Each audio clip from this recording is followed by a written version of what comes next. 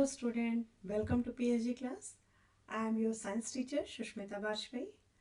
तो आज हम लोग क्लास 9th का जो फर्स्ट चैप्टर है मैटर इन अवर सराउंडिंग, ठीक है, वो चैप्टर करने वाले हैं। इस चैप्टर को हम 3 पार्ट्स में डिवाइड करेंगे। 2 पार्ट्स में हम इसकी थ्योरी करेंगे और एक पार्ट में इसके क्वेश्चन आंसर्स और किस तरीके से एग्जाम में पूछा जाता है इसका डिस्कशन करेंगे, ठीक है।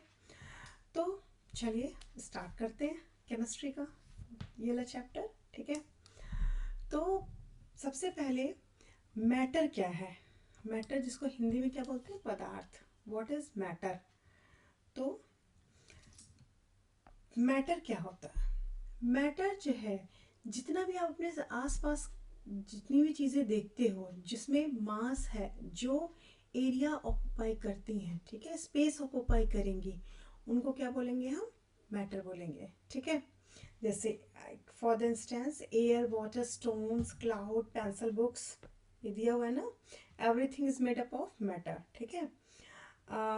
क्यों, क्योंकि ये इस हमारे सेंस के थ्रू इसको फील किया जा सके, that is called the matter, ठीक है। अब इसमें क्या है, कॉन्स्टिट्यूएंट्स क्या क्या है मैटर के, ठीक है, ये समझ लो। जो मैटर है, जो चीज़ें आपको दिखाई दे रही हैं, ठीक है, ये इसका कॉन्स्टिट्यूएंट क्या है। जैसे एयर है तो एयर का कॉन्स्टिट्यूएंट क्या है, नाइट्रोजन होती है, ऑक्सीजन होता है, सल्फर होता है, ठीक है। तो सल्फर डाइऑक्साइड होती है गैस, है ना। तो ये सब एयर के कॉन्स्टिट्यूएंट हुए। उसी तरीके से मैटर का क्या है, तो मैटर का जब एंशिएंट टाइम में, मतलब पुराने टाइम में जो हमारे साइंटिस्ट थे या फिलोसोफर थे, उन्होंने क्या किया, जितना भी मैटर है यानी कि जितने भी पदार्थ हैं उसको किस में डिवाइड कर दिया, 5 तत्व में, जिसको बोलते हैं पंच तत्व, ठीक है। That is air, water, earth, sky and fire, ठीक है। 5 तत्व में इसको डिवाइड कर दिया है, जिसको बोलेंगे पृथ्वी, जल, आकाश, अग्नि और वायु। क्लियर है, ये पंच तत्व बोले जाते हैं। Therefore matter is an composition of 5 constituents. ये पुरानी मान्यता है कि मैटर जो है वो पंच तत्व से मिलकर बना हुआ है, ठीक है। Nowadays, matter classified according to their physical state and chemical state, ठीक है। अगर हम फिजिकल स्टेट के बारे में बात करेंगे, फिजिकल स्टेट, तो इसमें क्या हो जाएगा, सॉलिड, लिक्विड एंड गैस, ठीक है। फिजिकल स्टेट के आधार पे अगर हम इसको डिवाइड करेंगे तो सॉलिड, लिक्विड एंड गैस में कन्वर्ट हो जाएगा। और वही चीज़ अगर हम केमिकल प्रॉपर्टीज इसकी स्टडी करेंगे तो आगे जाके हम इस चीज़ को पढ़ेंगे अच्छे से, तो किस में चेंज हो जाएगा, अगर हम केमिकल प्रॉपर्टीज लेके चलते हैं, केमिकल प्रॉपर्टीज के अकॉर्डिंग, तो ये कितने पार्ट्स में डिवाइड हो गया बेटा,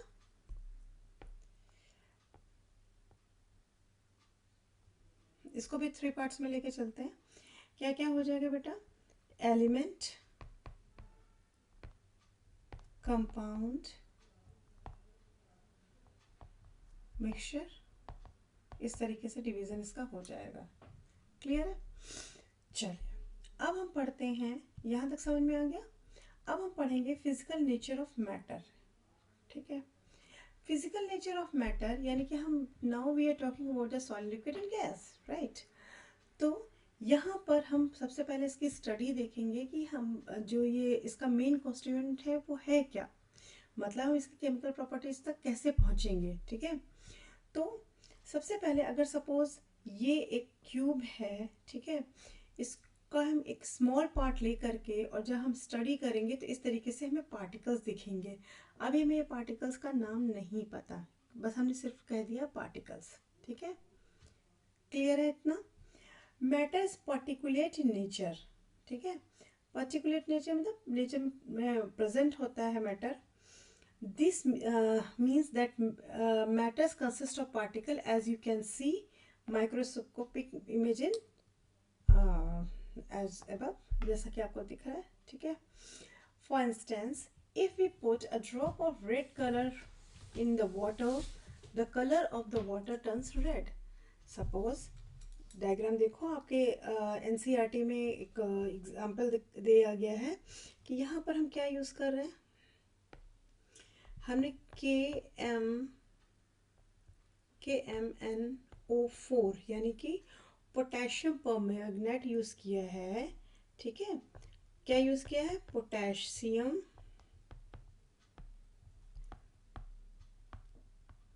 परमैंगनेट यूज़ किया गया है। ठीक है, और क्या है, 100 ml हमने वाटर लिया और उसमें हमने एक टैबलेट डाल दी पोटेशियम परमैंगनेट की। ठीक है, अब इसका हमने 10 ml लिया, 10 ml सोल्यूशन लिया और उसमें फिर वाटर मिला के हमने उसको 100 ml कर दिया। फिर इसका सोल्यूशन लिया, फिर 10 ml लिया, फिर इसको डाइल्यूट कर लिया 100 ml में, फिर उसका 10 ml लिया और उसको फिर डाइल्यूट कर लिया 100 ml में। In last, what we will found even after the diluting the potassium permanganate, ठीक है, a number of time the color of the solution, color of the ये जो solution है means potassium permanganate persist, got it, persist in the beaker। तो it means कि जो मतलब जो हमने यहाँ पे लिए थे, यानी कि डाइल्यूट हम करते जाएंगे तो जो है वो मतलब कलर की इंटेंसिटी घट रही है। देखो कलर कैसा था, डार्क था और यहाँ पे लाइट हो गया। ठीक है, बट पिंक कलर में भी पोटेशियम परमैंगनेट जो है वो प्रेजेंट होगा। क्लियर है? इतना समझ में आ रहा? तो अब हम क्या उन पार्टिकल्स को देख सकते हैं? नहीं। तो the size of the particle of matter is very small. Matter का जो साइज है वो बहुत बहुत ही टाइनी है। ठीक है, माइक्रोस्कोपिक है। They can be broken into further particle as for instance example on the dilution of colorful solution as shown in figure we can still see the color. This means there are the millions of particles present in the color which just divide themselves on dilution.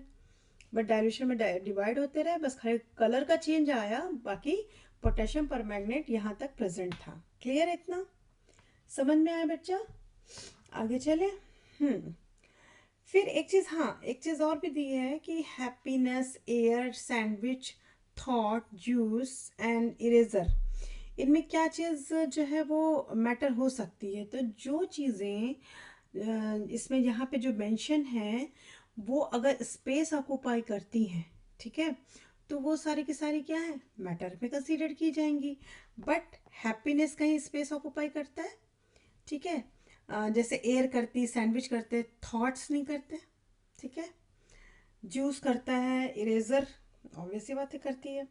Air, sandwich, juices and eraser as they have mass they occupy space and can be broken into further particles. Clear है? तो ये हम matter में consider करेंगे। Clear है बच्चा? आगे चले। अब characteristics of particles of matter. ठीक है, अब हम कैरेक्टरिस्टिक्स पढ़ने वाले हैं पार्टिकल्स के, मैटर का जो पार्टिकल है उसके कैरेक्टरिस्टिक्स। सबसे पहला जो चीज़ हमने कंसीडर करी है वो क्या है कि particles of matter have space between them. ठीक है, जो हमारा कॉम्पैक्ट स्ट्रक्चर ले लिए, इसमें देखिए अगर ये सॉलिड भी है तो इसके बीच में भी एकदम बहुत ही कम स्पेस प्रेजेंट होगा। ठीक है, बहुत कॉम्पैक्ट होकर के ये सारे पार्टिकल जो है वो एक दूसरे के साथ में फिक्स होंगे, बट बहुत ही लेस अमाउंट में इनमें स्पेस होगा। ठीक है, particle of matter have a space between them. Particles of matter are moving all the time. जो पार्टिकल्स हैं इनमें मूवमेंट हमेशा होता रहता है। ठीक है, गैसेस हैं तो उनमें ज़्यादा होगा, लिक्विड है तो उसमें कम होगा और सॉलिड में सबसे कम होगा। ठीक है, तो इसलिए सॉलिड की काइनेटिक एनर्जी कम होती है। ठीक है, particle of matter attract to each other, और ये सारे के सारे एक दूसरे के साथ में अट्रैक्शन, फोर्स ऑफ अट्रैक्शन के थ्रू ये एक दूसरे से बंधे होते हैं। ठीक है, क्लियर है? एक दूसरे को अपनी तरफ खींचेंगे। समझ में आ रहा है? तो ये 3 पॉइंट्स आपको ध्यान में रखने हैं। फिर आ जाता है particles of matter have space between them. अब हम सबसे पहला हम ये पॉइंट हम प्रूव करने जा रहे हैं एक्सपेरिमेंटली कि पार्टिकल्स जो है मैटर के वो उनके बीच में स्पेस होता है। कैसे? सपोज आप जब कभी आप घर पे शुगर सोल्यूशन यानी कि शरबत वगैरह बनाते हो तो क्या करते हो कि जब आपने पानी लिया, पानी में आपने क्या कर दिया, शुगर ऐड कर दी, ठीक है। अब जब शुगर ऐड कर दी और उसके बाद में आपने स्टार कर दिया, तो आपको शुगर के पार्टिकल्स नहीं दिखते हैं। ये शुगर के पार्टिकल जो है, जो वाटर के पार्टिकल्स के बीच में जो ये इंट्रा स्पेस होता है, उसके बीच में जाके ये फिक्स हो जाते हैं। क्लियर है इतना? Salt get dissolved. Salt or sugar get dissolved in water because the particles have space between them. ठीक है?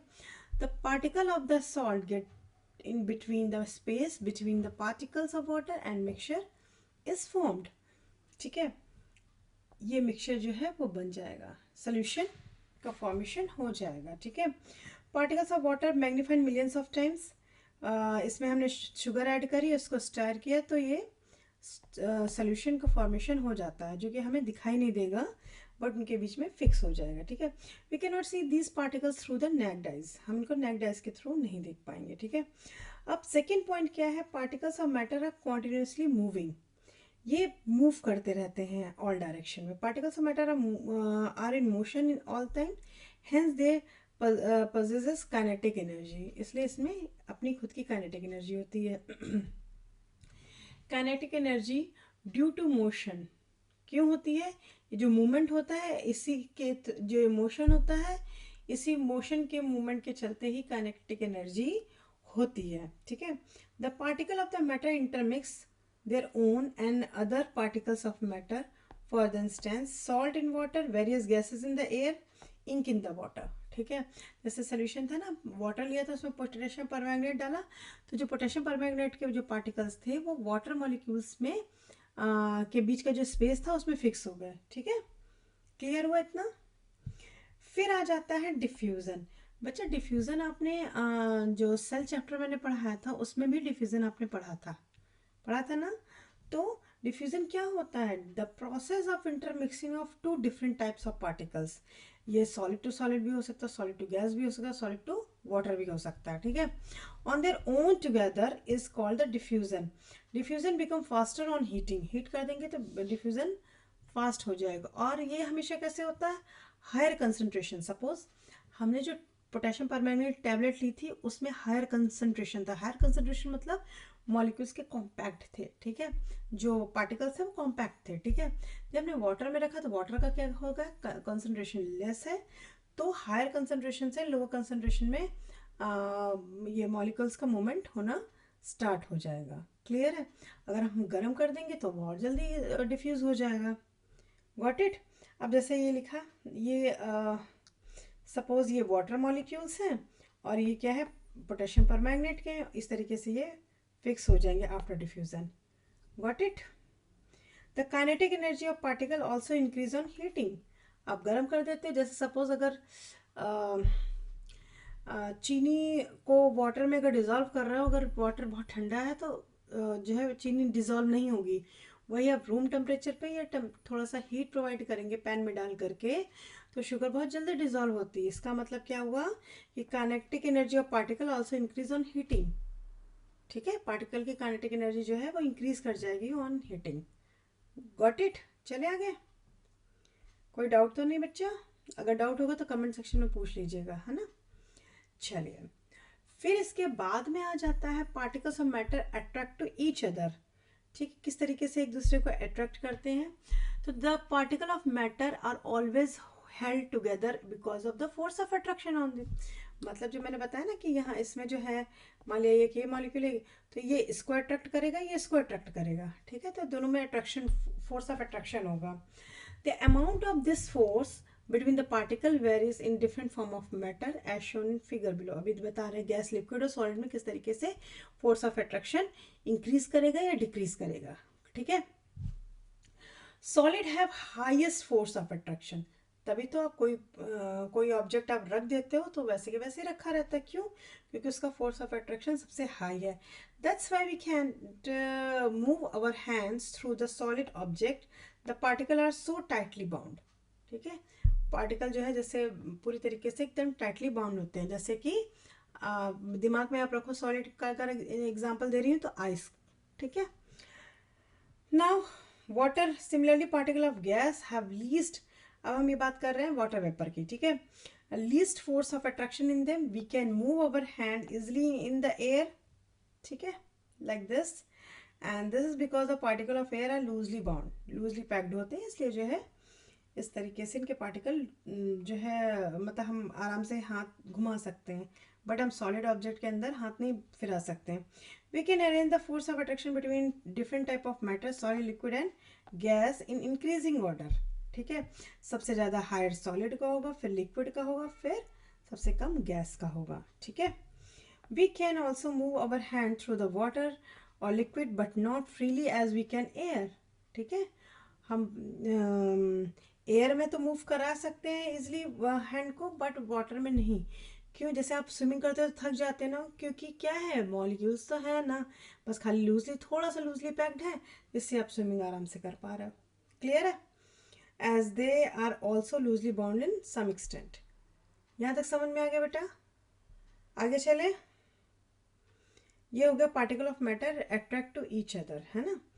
अब एनसीईआरटी के कुछ हमने क्वेश्चंस लिए हैं, ये भी बहुत ज़रूरी रहता है, साथ के साथ करते चलिए कि which of the following are matter, chair, air, love, smell, hate, elements, thought, cold, cold drink, smell and perfume.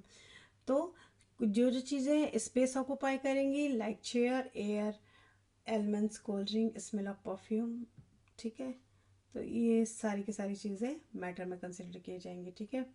Give the reason of the following observation. The smell of hot sizzling food reaches you several meters of away, but to get the smell from cold food, you have to go close.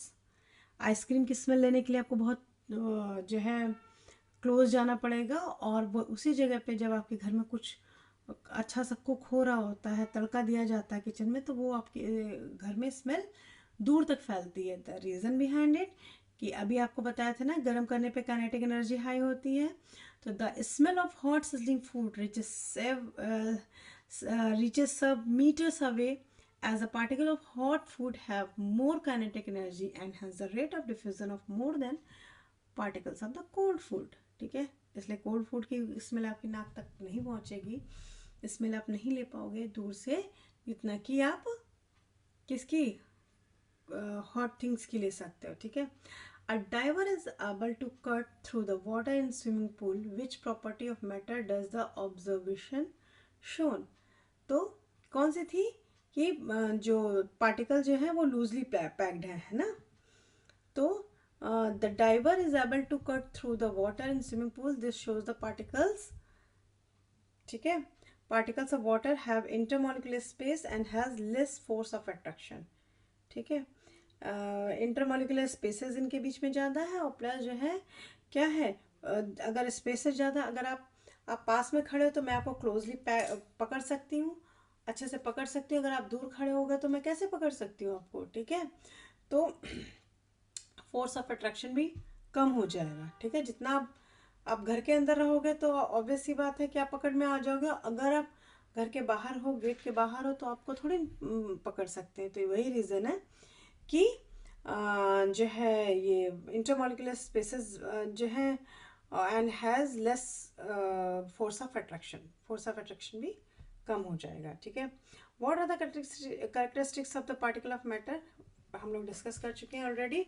Particles have intermolecular space, particle have intermolecular space, intermolecular force, particle of matter are moving continuously, ठीक है। अब आ जाता है state of matter, यानी कि now we are going to study about the solid, liquid and gas, ठीक है। चलिए, तो हम नेक्स्ट वीडियो में हम स्टेट ऑफ मैटर करेंगे, ठीक है। चलो, टिल देन अपना ख्याल रखना और अच्छे से पढ़ाई करो, एग्जाम्स आपके आ रहे हैं। Bye bye.